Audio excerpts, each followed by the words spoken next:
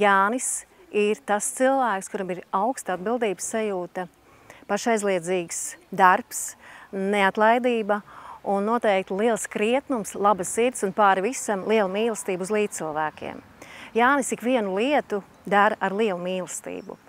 Un Jānim piemīt tā prasme nevien uzrunāt skolēnus, dziedāt, muzicēt dažādos ansambļos un koros, bet piemīt tā lielā māka iedvesmot ar savu personību, ar savu aizrautību, intensitāti un ar savu lielo piemēru.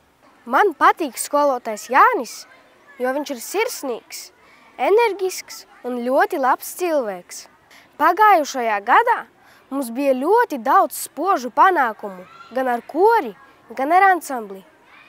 Es novēlu skolotājiem būt tikpat enerģiskam, pašdisciplinētam un lai ar daudz spožu panākumu.